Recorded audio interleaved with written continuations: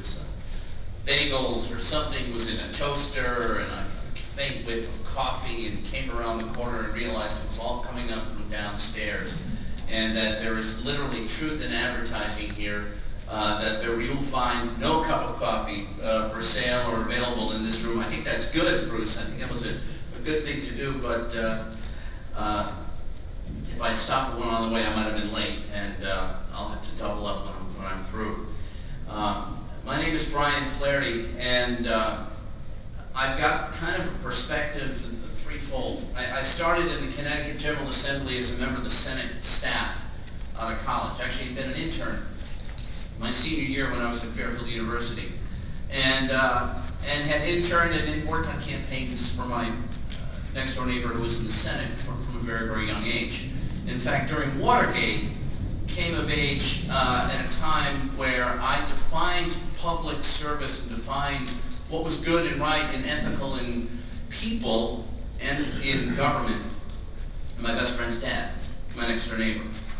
Come to the Capitol, worked there for a while, and yes, a couple of times being on the staff, you end up with a bunch of people out for dinner, and at the end you kind of go to reach into your pocket, and someone's going, no, it's okay, it's okay. What do you mean? Well, you know, Charlie picked it up over there. You start to think, wow, that was nice. I don't even know Charlie. And is that okay? Yeah, it's okay. And move on to having been elected and serving 8 terms in the legislature, and having a chance to have to earn the public trust, to have to be accountable for what I do. I had a boss that said the definition of ethics is what you do when nobody's looking.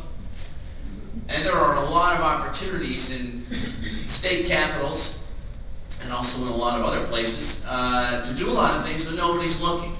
And I know that I happen to believe that the development of ethics laws across the country have been generally positive. The 6 pages of exceptions, I think, also kind of illustrates, as Susan pointed out, the difficulty we sometimes have, whether it's a campaign finance law, whether it is a gift ban, as to how we get at stopping people doing bad things when nobody's looking. And I have to believe that this discussion we're having today, although we're being brought here by the subject of ethics laws, has its root in broken faith. I think that's it. Broken faith, in my mind, is the disease. People elect us when they do to do their work for them. I don't think they believe that if a man or woman is elected to the state legislature, that when they get there, they become then entitled to get stuff. And I think it bothers people. It probably bothers everyone in this room when you think, now does it make any sense that because I happen to send someone to the state capitol or to Washington, D.C., that I did so they could get stuff? I don't think that's what most people, as legislators that I've met, I don't think that's what motivates people to run, but I do think it's something that you encounter. And so the discussion we're having today, if you were here at a few NCSL conferences ago, was a discussion on term limits. There was probably another discussion on campaign finance reform as opposed to gift bans. All of those important issues that state legislatures have to wrestle with. And people now who do what I do as a lobbyist, I cover 20 states. I'm a lobbyist in some, I'm not in another, I'm at this, I'm at many different definitions of who and what I am from state to state. But it's all about broken faith. And I think it has its rule in broken faith and in staying away from a sense of entitlement. And we probably all have cases, I certainly do with people I serve with.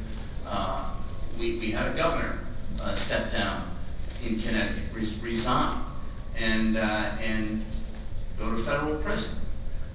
He now will tell you it was a sense of entitlement that crept in, and you can see it probably just on every level, city council, board of aldermen, whatever it's going to be.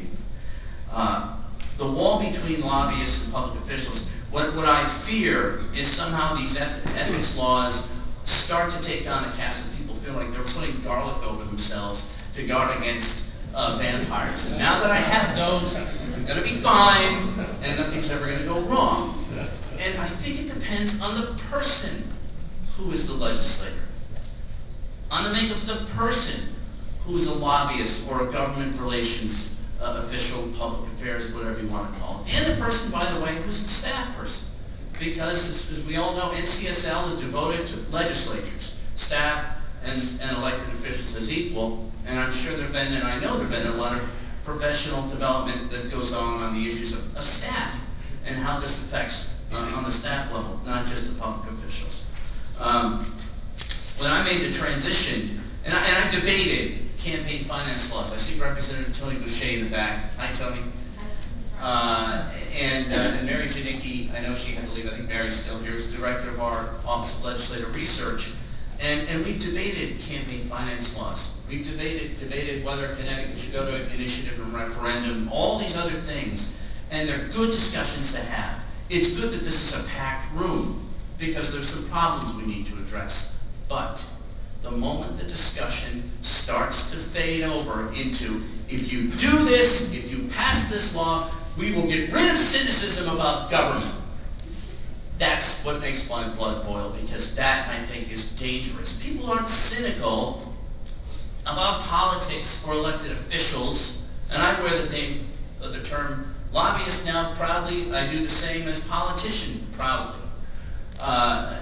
People don't lose their faith because of a certain law. People have cynicism on government because people who say, I'm going to do this, and end up doing that, or not doing it. Saying one thing and doing another.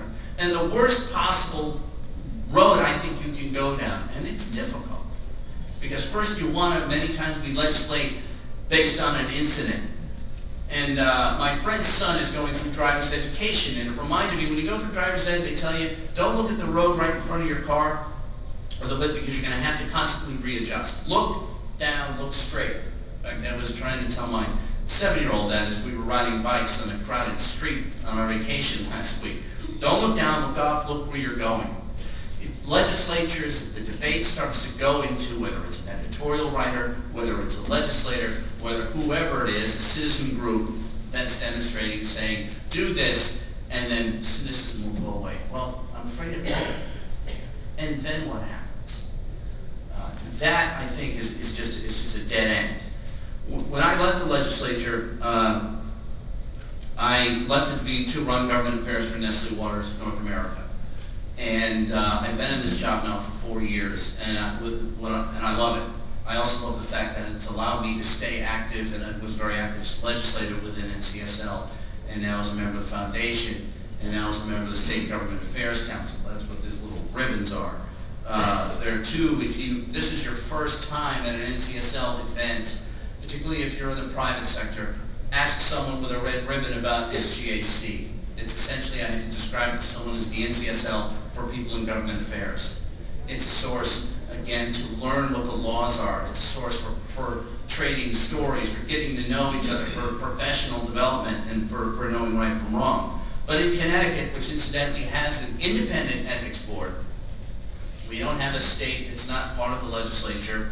When you become a lobbyist, you have to wear one of these blue badges when you're in the building during session. In Connecticut, as a former member of the House, I can, as long as I'm not a total jerk and people just don't like me and kick me out, I have access to the floor of the House, but not anymore. Not as a registered lobbyist. There are rules. We have a gift ban in place. I forget what the limit is now, but it used to be a meal of $50, no more than $50, I think, during a year on a meal to any one legislator. And it's getting smaller and smaller, and I think that's a good thing. I don't want to belittle the importance of these laws. I just think it's dangerous sometimes to lionize or build up the issue larger than it is just about gifting.